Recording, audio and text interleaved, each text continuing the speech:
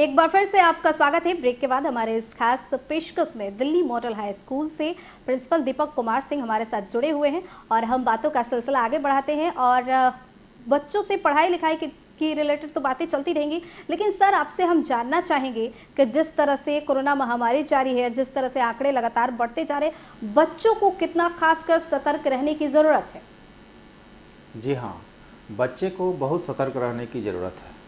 बच्चे को हमेशा मास्क का यूज करना चाहिए, सोशल डिस्टेंसिंग का यूज करना चाहिए और सैनिटाइज़र का यूज करना चाहिए। कहीं भी बच्चे बाहर जाते हैं या आस-पास में भी जाते हैं, पास पड़ोस में भी जाते हैं, तो भी रिटर्निंग बैक में घर आकर के सैनिटाइज़र का यूज करना चाहिए जी। और जहाँ तक हो सकता है सोशल डिस्टेंसिंग का ख्याल रखें तो बेटर होगा। बिल्कुल, ये तो आपने बच्चों के लिए बताया। अगर खासकर पेरेंट्स की बात करें, जो एकदम छोटे छोटे बच्चे हैं जिनको अभी समझ नहीं है कि हाँ हमें सोशल डिस्टेंस का पालन किस तरह से करना है, हैंड सैनिटाइजर क्या होता है, तो पेरेंट्स को क्या संदेश देना चाहिए कि किस तरह से उनका ख्याल रखें? हाँ बिल्कुल बिल्कुल, वो तो पेरेंट्स को एक्टिव होना पड़ेगा जी। कि इस महामारी से बचने के लिए हमें क्या क्या पॉइंट को फोकस करना होगा। ये तो पेरेंट्स को एक्टिव होना बहुत ज़रूरी है। पेरेंट्स को एक्टिव होना है इन द सेंस ऑफ बच्चे को केयर करना है, बच्चे को देखते रहना है, बच्चा कहाँ जा रहा है, कैसे जा रहा है,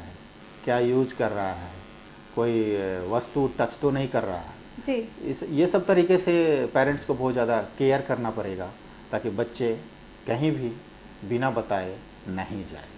बिल्कुल। और सरकार की तरफ से हम आपसे एक सवाल और करना चाहेंगे कि सरकार की तरफ से जो ये फैसला लिया गया है, लॉकडाउन किया गया, हालांकि बच्चों की पढ़ाई तो स्थगित हो ही रही है, इसमें प्रभाव तो काफ़ी पड़ रहा है, लेकिन क्या लगता है कितना सही फैसला है ये?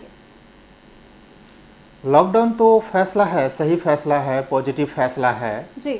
क्योंकि लॉकडाउन नहीं होगा तो फिर महामारी बहुत ज़्यादा हो जाएगा, एक्सेस हो जाएगा, हम उसको रोक नहीं पाएंगे जी, उसको कंट्रोल नहीं कर पाएंगे।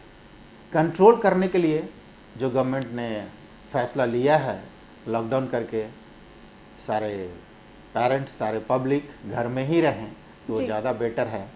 तो ये सही फैसला है सरकार का, ताकि एक दूसरे को जल्दी कोरोना नहीं फैल पाएगा। बिल्कुल। क्योंकि कोरोना जो है, कोरोना जो है वो चैन टू चैन सिस्टम होता जी, है जी। एक से दूसरे में टच हुआ वैसे ही कोरोना समाहित हो जाता है। तो ये सब ध्यान में रखते हुए यदि हम लोग सोशल डिस्टेंसिंग का फॉलो करें और लॉकडाउन में घर के अंदर रहे तो ज़्यादा बेटर है। बिल्कुल। लॉकडाउन 5 में बहुत सारी रियायतें भी दी गई, जैसे कि आप जानते हैं कि धार्मिक स्थल भी खोल दिए गए, रेस्टोरेंट भी खोल दिए गए, मॉल भी खोल दिए गए, तो किस तरह से खासकर बच्चों का ख्याल रखना चाहिए इस समय में? खोल दिए गए हैं, लेकिन ये भी कहा जा रहा है कि आप उन्हें पहले सैनिटाइज कीजिए, फिर खोलिए, फिर ओपन कीजिए, फिर एक्सेस कीजिए जी। बिना सैनिटाइज किए हुए, बिना सावधानी बरते हुए उसको ओपन ना करें जी।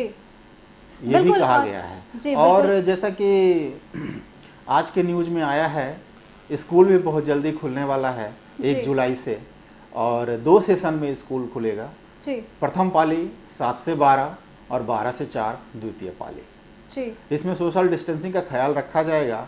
एक बेंच पे एक ही स्टूडेंट बैठेंगे और स्टूडेंट के बैग में सैनिटाइज़र होना चाहिए, स्टूडेंट मास्क लगा के ही स्कूल आएंगे और बच्चे एक दूसरे में आपस में ज़्यादा मिलेंगे घुलेंगे नहीं, थोड़ा डिस्टेंस बना करके ही रखेंगे तो बेटर होगा। बिल्कुल। हमारा अगला सवाल आपसे ये है कि लॉकडाउन में क्लास स्थगित रही, बच्चों ने घर पर छुट्टियां भी मनाया, जाहिर सी बात है गर्मियों की छुट्टी मिलती थी, तो क्या आने वाले दिनों में बच्चों की छुट्टियों में कटौती होगी क्या?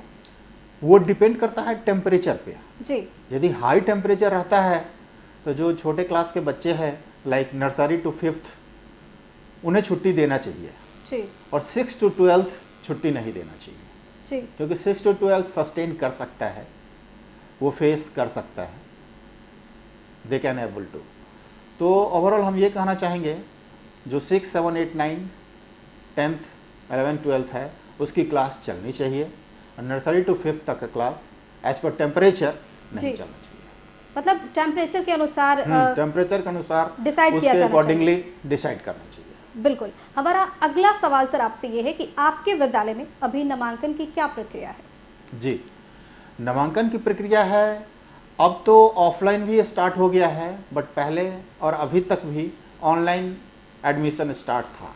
जी। Online admission in the sense of बच्चे वहीं से ऑनलाइन के थ्रू जो भी डिटेल है वो प्रीव्यू कर लिए, देख लिए, प्रिंसिपल के थ्रू या एडमिशन हेड के थ्रू या इंचार्ज के थ्रू जो भी डिटेल है उनको बता दिया गया बच्चे को, और बच्चे को फ़ोन करके भी बता दिया जाता है ये सब फैसिलिटीज़ है, आप घर से ही पेमेंट करने का हुआ, जो भी एडमिशन फ़ीस है वो तो नॉमिनल फ़ीस ही है, वो घर से ही आप पेमेंट कर सकते हैं और फिर एडमिशन लेकर के आप ऑनलाइन क्लास ज्वाइन कर सकते हैं। जी।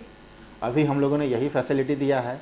दूसरा ये है कि जो गर्ल्स हैं उनको हम लोगों ने एक्स्ट्रा फैसिलिटी दिया है, छूट दिया है एडमिशन में, गर्ल्स के लिए छूट है। और जो नर्सरी टू मोंटेसरी सेक्शन है उसके लिए भी विशेष छूट है।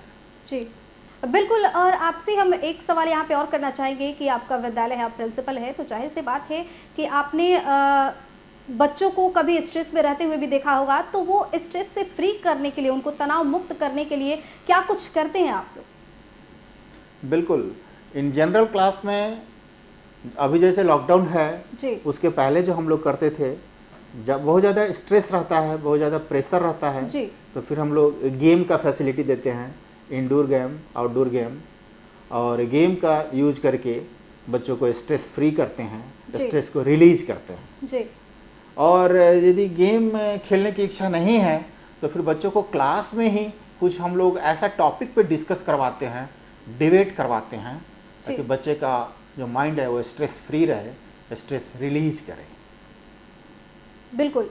एक बहुत ही इम्पॉर्टेंट सवाल हमारे मन में आया है सर, और हम आपसे जानना चाहेंगे कि आपको क्या लगता है, आप एक प्रिंसिपल हैं, आप अच्छी तरह से समझते हैं कि एक बच्चे और एक शिक्षक का रिलेशन कैसा होना चाहिए, कोऑर्डिनेशन कैसा होना चाहिए? जी जी जी बिल्कुल। एक बच्चे और शिक्षक का जो रिलेशन होना चाहिए बिल्कुल ट्रांसपेरेंट होना चाहिए जी। कंसेप्चुअल होना चाहिए। हर पॉइंट पे स्टूडेंट को जहाँ भी डाउट होता है, जहाँ भी प्रॉब्लम होता है, टीचर उसे अच्छे तरीके से स्टेप बाय स्टेप उसको एनालाइज करे, सॉर्ट आउट करे, ताकि बच्चे अच्छे से समझ पाए। जी। ओवरऑल मोट्टो यही है, बच्चे को कॉन्सेप्ट देना, उसको जो भी डाउट होता है, जिस प्रॉब्लम पे, जिस पॉइंट पे, उसको क्लियर करना। जब हम क्लियर करेंगे तो ऑफ कोर्स बच्चे अट्रैक्ट होंगे, बच्चे कनेक्ट होंगे और ज़्यादा से ज़्यादा डाउट पूछ पाएंगे। कोई भी स्टूडेंट डाउट पूछता है तो हम उसको ऐसा नहीं कहेंगे ठीक है अभी बैठो बाद में बता देंगे या कल बता देंगे या 2 दिन बाद बता देंगे, नहीं, हमें उसी दिन कोशिश करेंगे उसी समय उसको सॉर्ट आउट करने का। दैट मीन्स उसका जो स्ट्रेस है वो रिलीज हो जाएगा जी, और उसे बहुत ही अच्छा लगेगा जब डाउट क्लियर हो जाएगा तो। बिल्कुल सर, जाते जाते हम चाहेंगे कि आप बच्चों के लिए कुछ संदेश दें। अभी लॉकडाउन में स्पेशली लाइव क्लास पे मैक्सिमम फोकस करें जी। उसके पास बुक्स होना चाहिए, जो भी बुक्स है, स्कूल का बुक्स हो या एनसीईआरटी का बुक्स हो, कंप्लीट बुक्स उसके पास होना चाहिए जी। टीचर जो भी पढ़ा रहे हैं, जो क्लास नोट्स दे रहे हैं, उस क्लास नोट्स को रिवीजन करें क्लास करने के बाद, और रिवीजन करने के समय ऑफ कोर्स डाउट होगा, प्रॉब्लम होगा, तो उसको कल के क्लास में उसे क्लियर करें जी। बहुत बहुत शुक्रिया हमारे साथ जुड़ने के लिए और तमाम जानकारी के लिए सर आपका धन्यवाद। तो हमारे साथ जुड़े हुए थे ये दिल्ली मॉडल हाई स्कूल से प्रिंसिपल दीपक कुमार सिंह। हमारे इस खास पेशकश में इतना ही, हमें दीजिए इजाजत और आप बने रहिए एबी न्यूज़ के साथ।